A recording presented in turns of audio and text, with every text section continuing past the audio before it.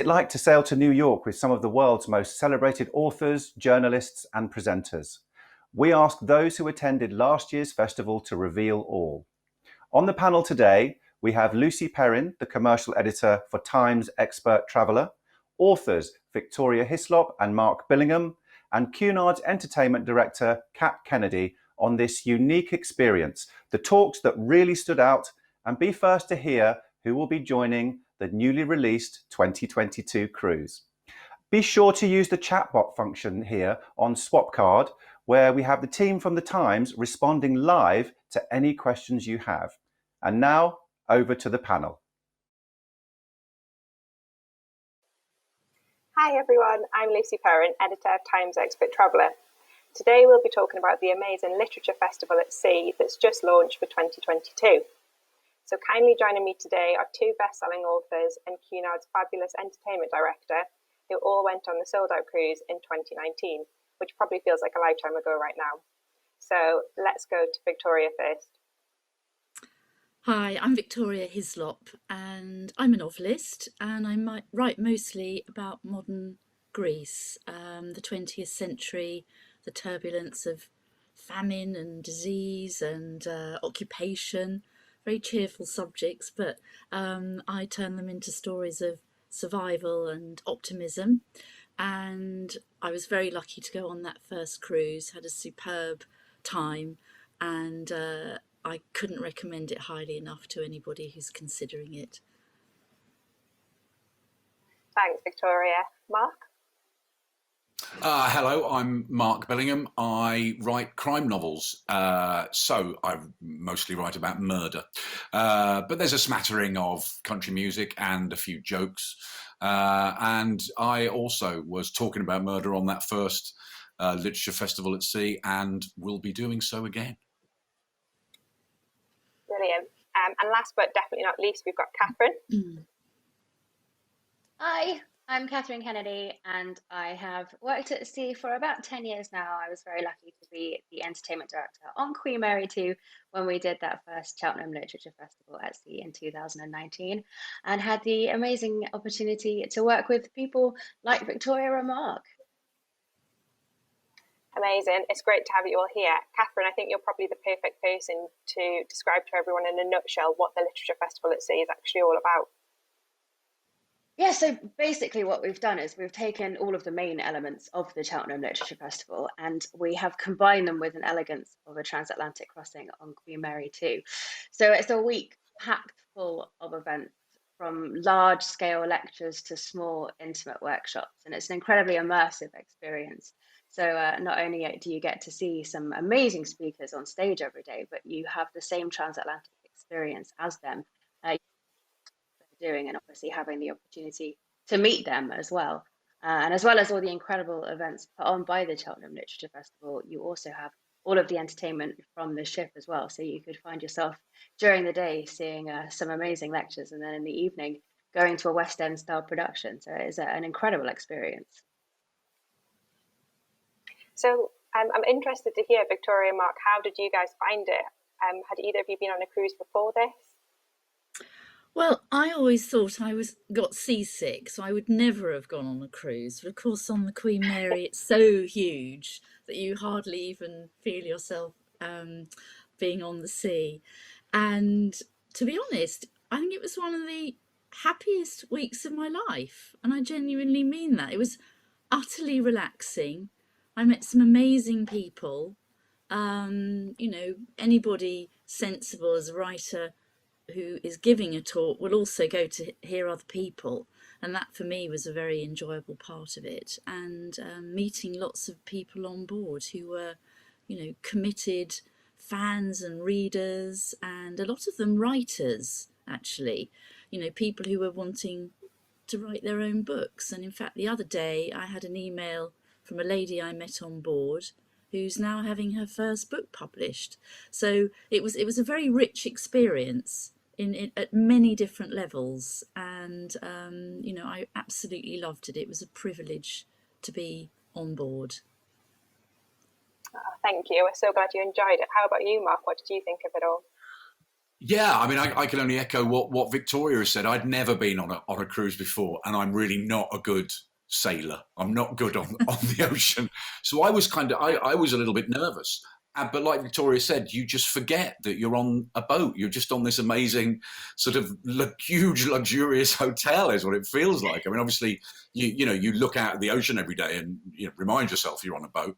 And aside from the fantastic sights of seeing, whales and dolphins and all that amazing stuff. And yes, it does recreate that wonderful experience of being at a festival, in that you meet all sorts of people that obviously you didn't know before. You get to know them.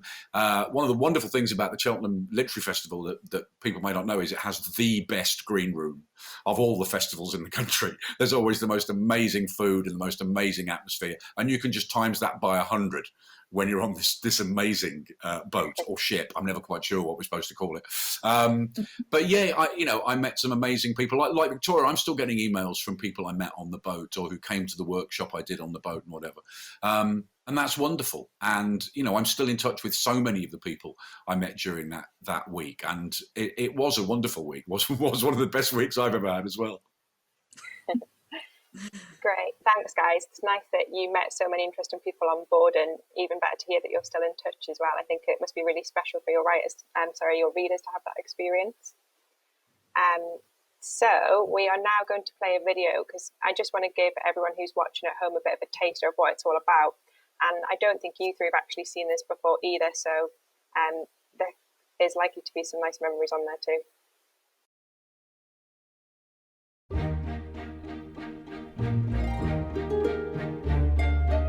The idea of having a festival on Queen Mary 2 seemed like one of those why did no one ever think of this before moments.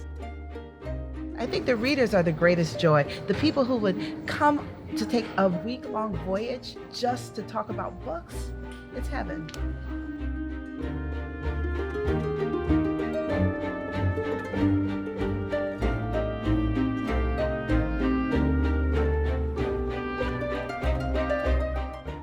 The experience of being on a ship is I think the first thing, but then to be on a ship where you have extremely high level talks in conversations, panels, quizzes with the likes of Sebastian Folkes, Louis de Bernière or Victoria Hislop is, I think, quite an unbeatable offer.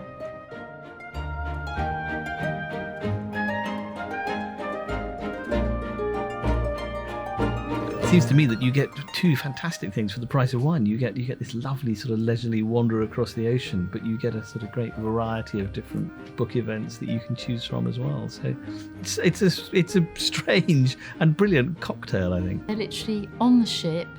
They come out of their room. There's Sebastian or Louis de Bernière talking 20 metres away in a room. And I think the convenience and the ease of going to see lots of things in a short space of time. We are Times subscribers, thoroughly enjoy the paper, love the journalism, great scheduling of events, chance to meet some excellent authors that we're very fond of. And also lots of the journalists from the Times as well, that obviously we read on a regular basis, but to see them in real life is really special.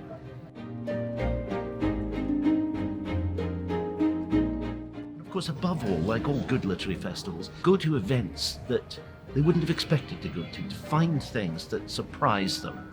Speakers they've never heard before, books they haven't opened before. It's a voyage of exploration, quite literally. Well, we were hoping that it would be very much like Cheltenham Literature Festival on land, and as it turned out, it has been. And I think the array of speakers, the quality of speakers, has been absolutely brilliant.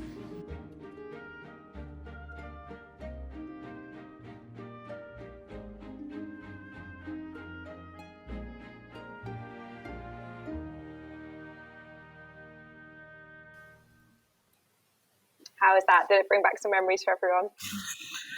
Absolutely. It's amazing how many times during that clip we're all standing around with glasses in our hands. There was a lot of partying, let's be honest.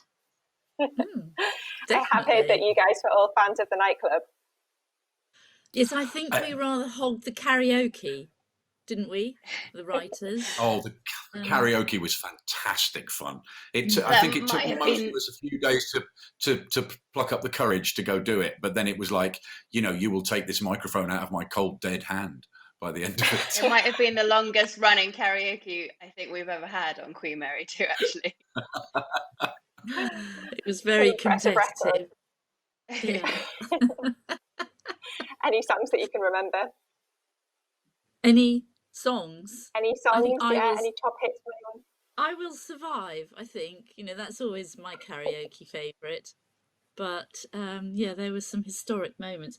Also, the nightclub. I'm sure I danced with Jim Naughty one night, but after a few margaritas, you don't remember things in detail, do you? But it was completely fantastic.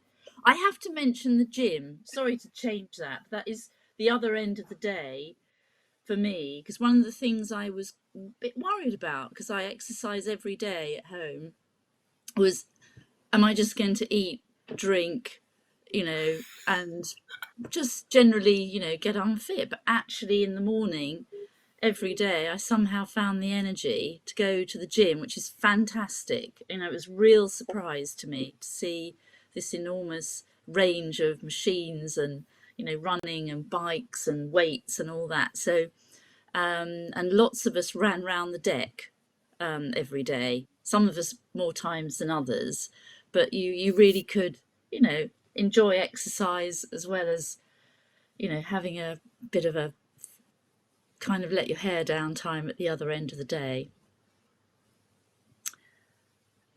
Yeah, what about you, Mark? Were there any surprises on the ship for you? Well, I wasn't quite as keen on exercise as Victoria was. I think because the food is just extraordinary, and the food really is extraordinary. And people had told me about that in advance, so I just kind of made the decision of this is going to be a week where I just, I'll get the weight off afterwards, or because you can just eat all day and it's just fabulous. And just when you think, oh, that lunch was amazing, then suddenly it's high tea, which is quite an extraordinary moment when they bring everything in, and the cakes and the it is wonderful from a sort of hospitality point of view. If you just want to do nothing but eat and drink and go to events and all that sort of stuff, that's absolutely fine. There's all the other stuff, that you can, work it all off and go to the gym and run around the deck and all that stuff if you want. Personally, that wasn't my thing. But I think that's the key thing about the cruise, is that there really is something for absolutely everybody. It's not like if you're one kind of, if you're a particular kind of person, there'll be nothing for you. There will be something for you. There'll be events that are for you, speakers that are, writers that you like. There will be events that you want to go to, films that you like. I mean, there really is something for everybody. I defy anybody to have a moment of boredom during that week. I mean, you'd have to be a very strange individual. Yeah. There's never a moment.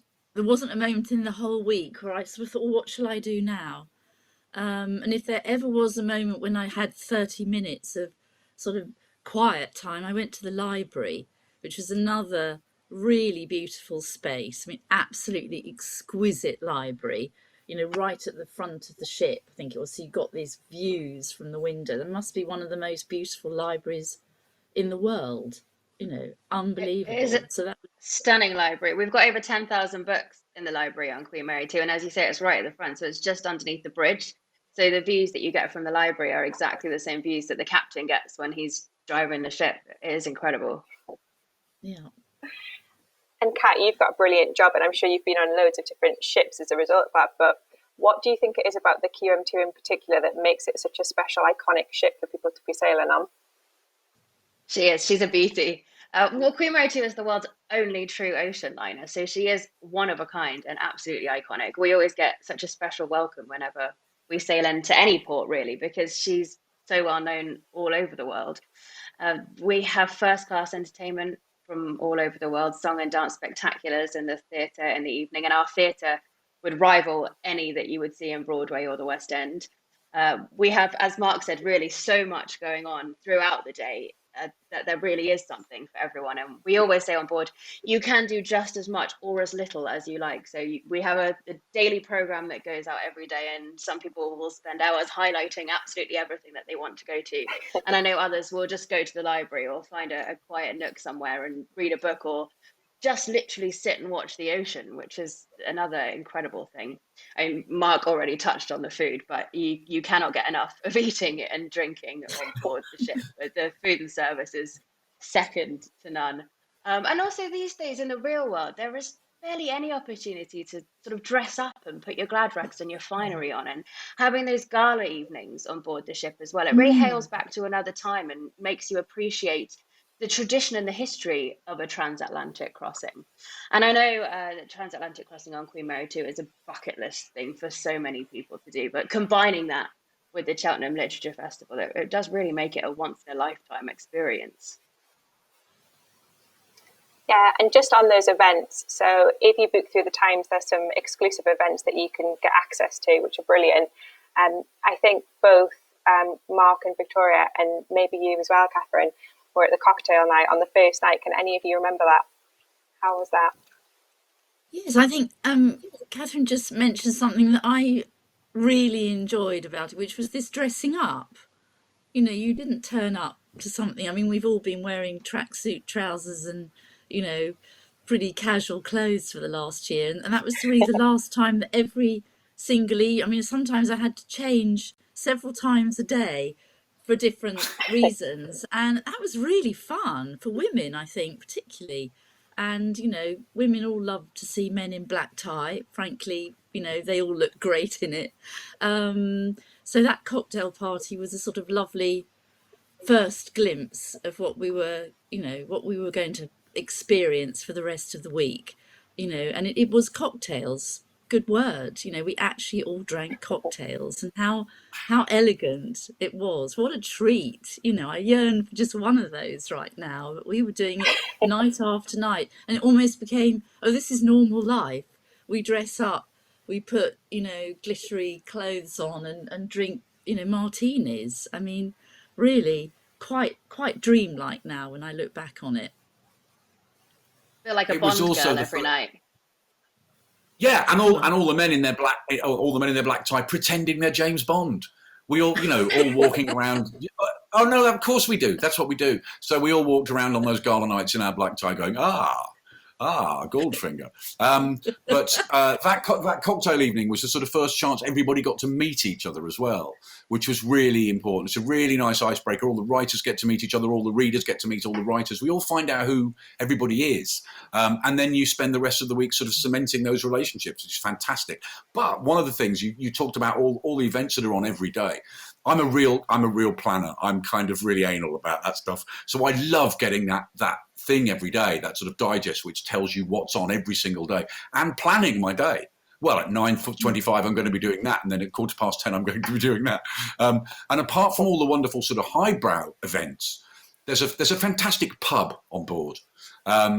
And one of the highlights for my wife and I every day, we would go to this music quiz. There was a music quiz every day. In fact, I think 2 or 3 times a day. And we would always go at least once a day just to take part in this quiz, because I love there's quizzes all over the boat. No shortage of quizzes. But, you know, there really is just something for everybody.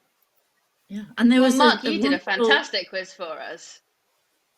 Oh, well, yes, I do. I did a quiz in that very pub as well, which is also where the karaoke takes place. So some of the great things that take place, you don't remember until the morning after. There's a little bit of that goes on when you're all at breakfast and everybody says, oh, you and so. I think I did a karaoke duet with Jason Solomons, which I had no memory of until the morning. I think we might have done Islands in the Stream. Who knows? But it is, and bits come back to you when you finally get off the boat.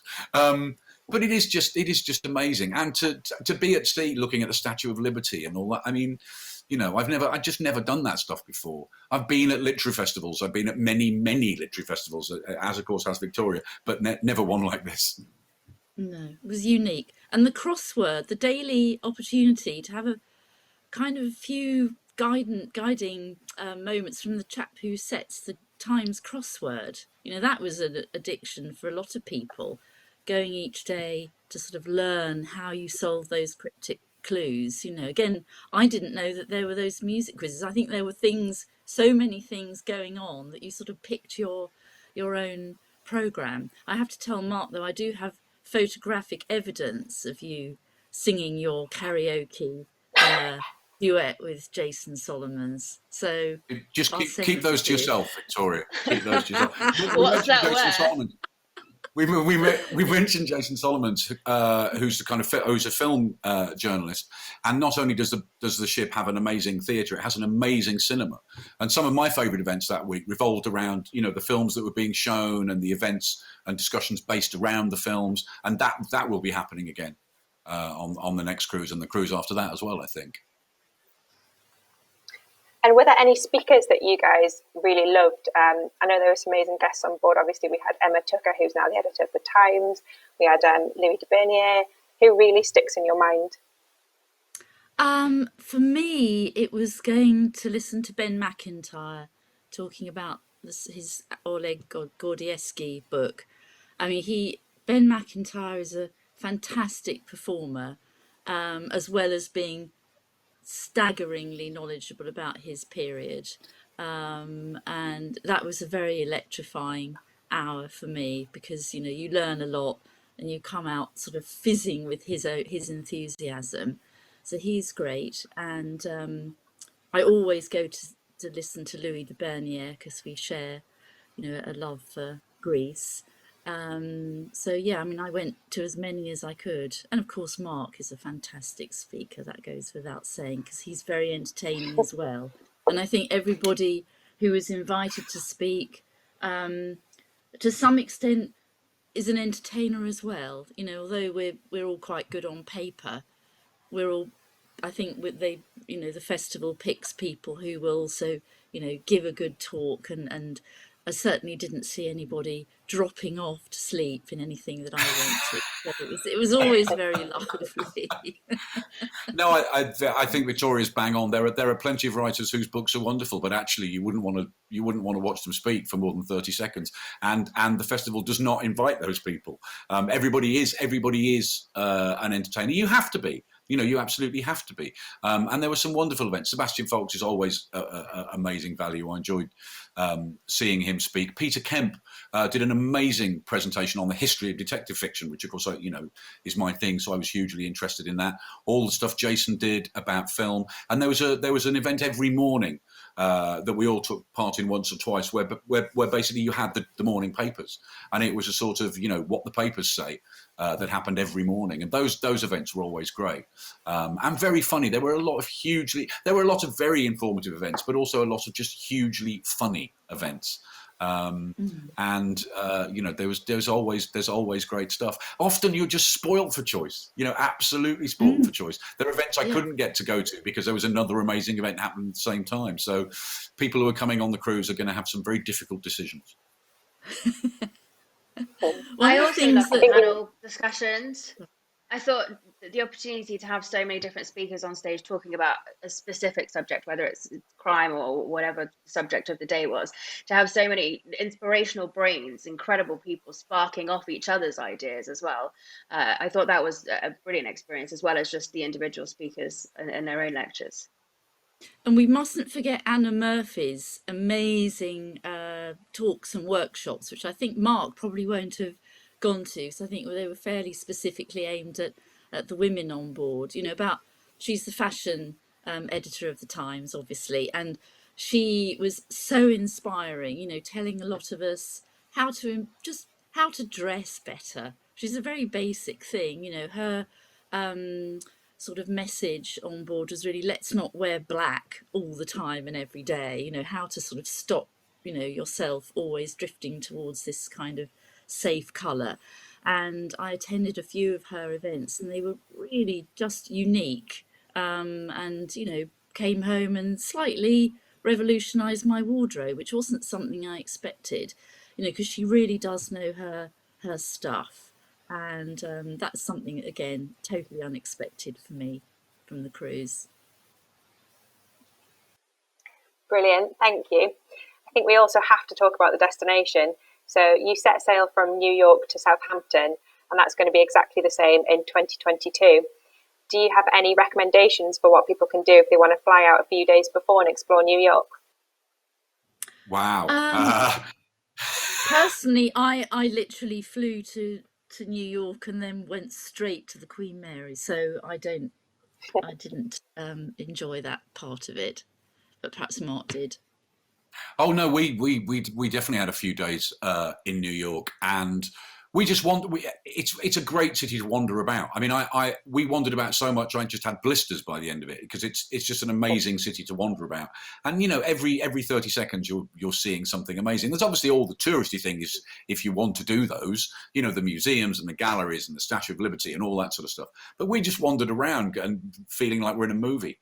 You know, that's the great thing about New York. You see some steam coming out of a manhole and you think you're in a, you know, Martin Scorsese movie. We hung around on the Lower East Side, which I can heartily recommend as an incredibly vibrant area of the city.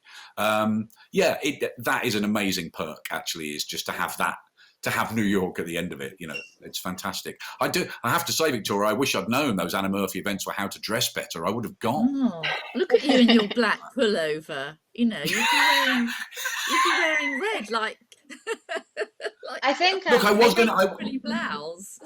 I was going to get the leopard skin out, but I thought I should dress rather more soberly. Oh, that would have been such a treat, Mark.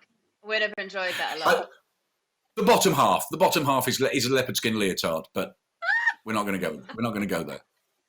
Just going back to New York, though, I think, Mark, you've really hit the nail on the head. You don't have to do anything in New York. Just the city itself is so incredible. Just walk. And if you are walking around New York, the one thing I would absolutely recommend is walking over Brooklyn Bridge. That is a fantastic experience, whichever way you walk, to see that whole city skyline. From a shipboard perspective, and I think in 2022, we are actually sailing from New York to Southampton, but whichever way you go, make sure that if you're sailing into New York or you're sailing out of New York, that you're on deck for that sail in or sail out, because you sail right past the Statue of Liberty, and it really is the only way to see it, to see the city skyline, to see the Statue of Liberty, everything from the sea. So if you're sailing into New York, you do have to get up in the morning and you do have to watch it. But I think we'll be sailing out of New York, so it's a bit more civilized time-wise. And you can find yourself on deck, get yourself a nice glass of champagne or treat yourself to a cocktail and just watch that incredible experience. And honestly, it is a once-in-a-lifetime experience. There's plenty to do in New York, though, absolutely tons. So talking of the 2022 sailing, Catherine, I don't know how much you're allowed to give away, but are there any speakers that you can name drop at the moment who will be joining? Well, we had 24 speakers in 2019. We've definitely ramped it up this year, and it is certainly going to be bigger and better in 2022. I don't want to give too much away, but I think one person that everyone will be really excited about is that we have confirmed Ian Rankin. So I know that that's going to have quite a huge buzz around it. Obviously, multi-million copy worldwide bestseller. And I know that there are a few more as well, but you'll have to wait and see to find out. Very exciting. And I guess the elephant in the room at the moment with booking any kind of holiday is just around cancellation, safety of being on a ship. Obviously, this doesn't set sail until 2022, but in the meantime, are there any reassurances that you can give us?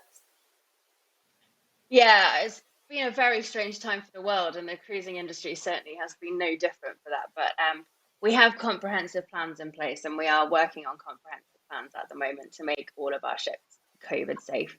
And I know we've had a very long extension in our pauses, not sailing at the moment, and that is because we want to make sure that when we do go back to sea, it is completely the right time and we are completely safe to do so. So there will be a few changes on board for our guests that might have sailed with us before, especially when we first start to go back. Who knows what the world will look like in 2022, but we will certainly change and adapt with the way that the world needs to. But we will make sure that everything is very, very safe. And if the worst comes to the worst and we absolutely cannot sail, then of course refunds will be given. Brilliant, thanks for that. And just to anyone who's been watching who thinks it all sounds amazing and like all of us is absolutely dying to get on holiday, I've just been told that there are actually a handful of cabins left for a sailing at the end of this year, so make sure that you check those out.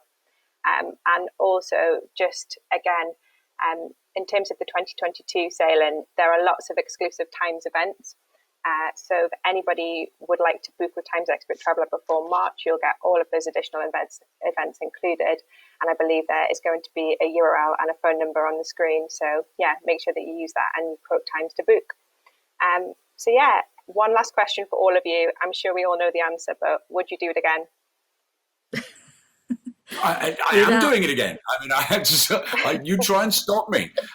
Even if I'm not invited, I'm gonna stow away. I think I'll be one of the people in those lifeboats that never gets discovered and just creeps out and brings my dinner jacket with me. Oh, you try and stop me. I'd be there in a heartbeat. I've worked at sea for 10 years and I've travelled the world and I've been on lots and lots of different ships. And this week, probably without a shadow of a doubt, was my favourite week I've ever spent at sea. And that probably just goes to show how great I think it is. Well, I would second Mark's enthusiasm. I would do it like a shot if I was invited again, because it really is completely, although we've been once and we say that was unique, I think the second time, third time, fourth time, however many times we're invited, would all have their highlights and their moments, and a lot of joy. To be honest, it was joyful. Thanks everyone for joining, and Mark, make sure you enjoy 2022. And thanks to all of you for joining today. For anyone who would like to get more information, you can head to the website on screen and quote Times when you book to access all of the exclusive events on board. It sells out really, really quickly, so make sure you don't miss out. Thanks for watching, and bye everyone. What a wonderful session that was. Thank you to all our panellists there. If you'd like to hear more about the 2022 Literature Festival at Sea, all you need to do is visit www.thetimes.co.uk/Litfest2022 or call 0808 302 5086 and quote The Times.